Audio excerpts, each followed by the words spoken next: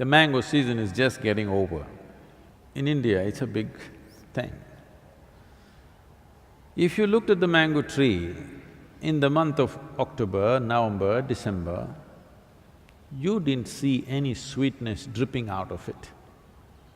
Suddenly in January, February, flowers came. They were not as attractive as jasmine or rose flowers or something, some tiny little flowers came. Suppose you do not know this is a mango tree and you tasted it, you take a leaf and bite it, it was quite bitter. But suddenly in the month of April, May, huge drops of sweetness hanging there in the tree.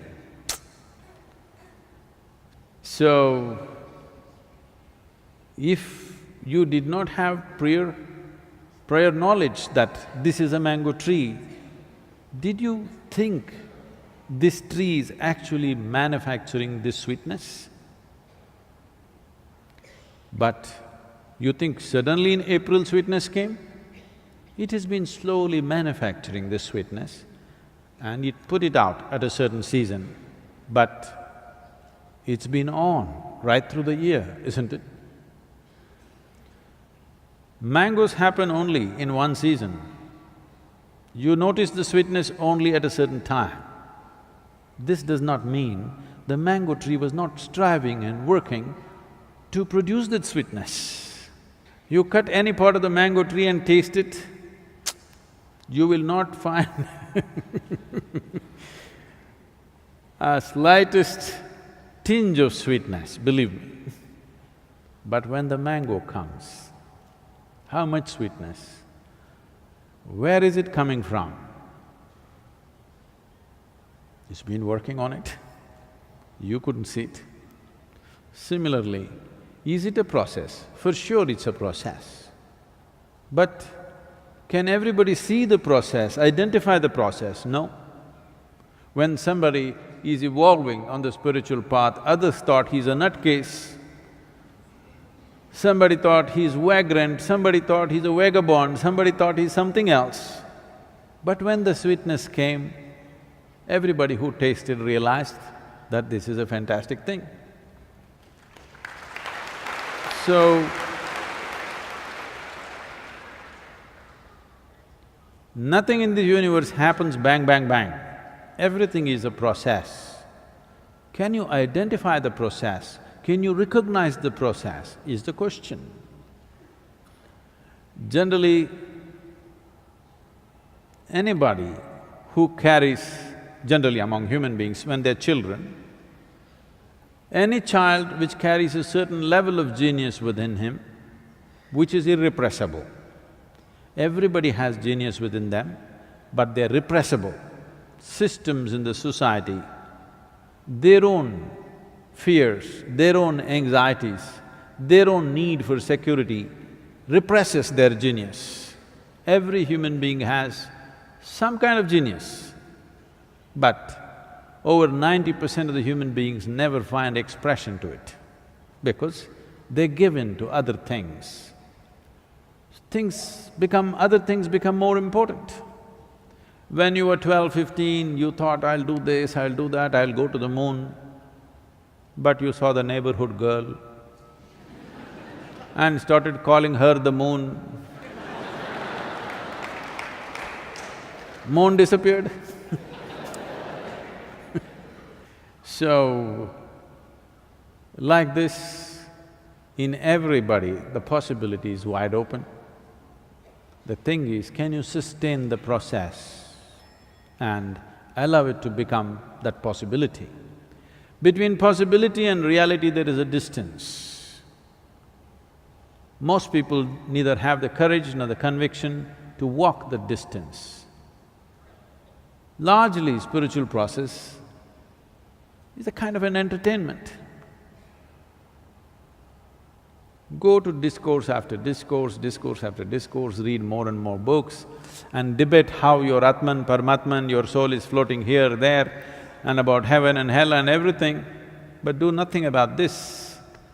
It's largely like entertainment. So, there is a process for sure. The process can be approached consciously or it may be an unconscious process, but you're doing the right things. This is the beauty of this universe. Whether you know or you do not know, knowingly or unknowingly, with discipline or with indiscipline, with love or with hate, if you do the right things will happen to you. That is the beauty of this universe.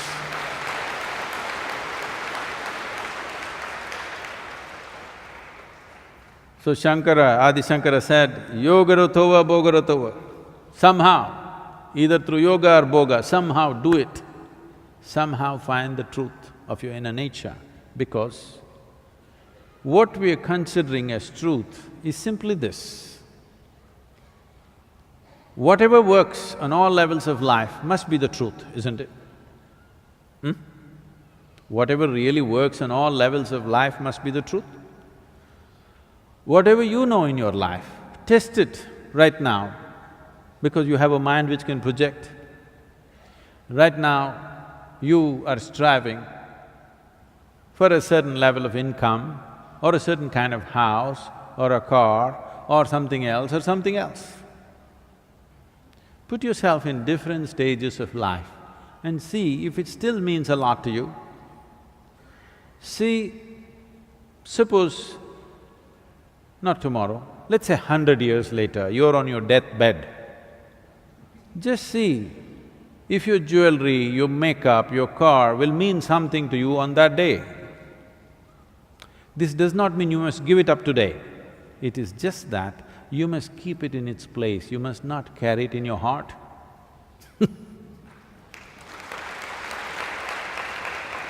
There is a difference between using something and being used by something.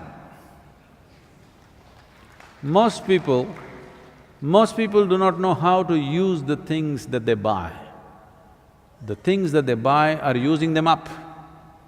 They're enslaving the human being. Whatever things you want to use, you can use, that's not an issue. But the problem is, you let those things use you. This is not okay. So if you just take care that you are not used by anything,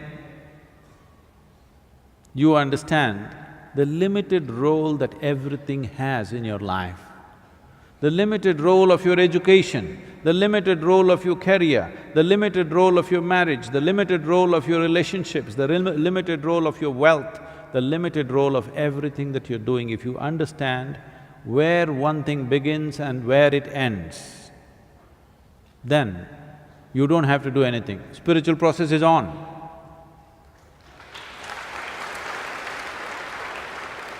When the season is right, the flowers will bloom and mangoes will come.